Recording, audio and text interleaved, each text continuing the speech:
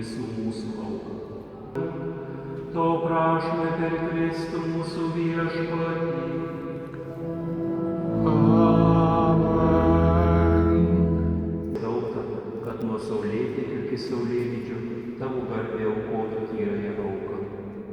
Todėl nuolankiai tave viešpatį prašome šventosios dvasios galia pašventink šias atnašas, kad jos mums taptų kūno ir krauju tavo sūnaus mūsų viešpaties Jėzaus Kristaus